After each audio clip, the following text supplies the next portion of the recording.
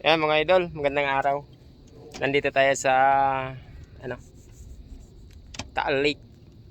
Papakita ko sa inyo mga idol yung dito sa may harapan ng Bulkan Taal. Yun. Ipapakita ko sa inyo kung anong kalagayan ngayon ng Bulkan Taal. Update ko kayo mga idol. Yan mga idol, yung Taal natin is medyo may uso konti, pero maliwalas ang kapaligiran. Yun. Ilang araw tayo walang vlog dito kaya i-update ko kayo. Baka yung mga hindi nagtatanong dyan, yun. Ipapakita ko sa inyo mga idol yung Bulkan Taal. Yan. Yun o. Medyo may usok siya mga idol. Pero smooth yung usok niya. Maliwanag. Yan. Maliwalas ang kapaligiran. No? Ganda ng tanawin mga idol pag nandito kayo. Yan. Yan. Dahan-dahan natin ang camera para makita nyo ang kagandahan. At yan yung malaking Bulkan Taal, yung bininti ang malaki. Yan.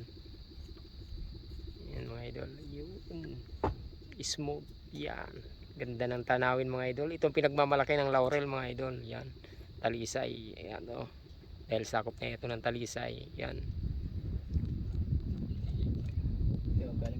Galing bulkan ko eh. Yan. Yan yung usok ng bulkan. Oh. Baba pa yun. Mababa pa. Tara, rin na. Yan. Yan mga idol. Yung kanina yan. Yung usok niya, yung nauna na yan, yung makapal na yan. Ngayon, ayan naman yung sumunod. Smooth na smooth yung labas ng usok mga idol. Yung kanina medyo maitim yung unang labas, yan. Tapos ngayon, yan, malinaw na uli.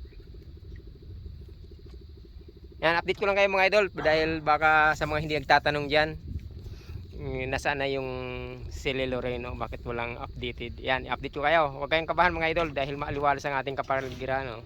Although umuusok siya, natural na yan mga idol. Yan. Yan mga idol, yun ang update natin ngayong June 29. Yan, maluwalas ang kapaligiran natin. Yan, so supportan nyo mga idol ang ating video. Lelo Reyno mga idol.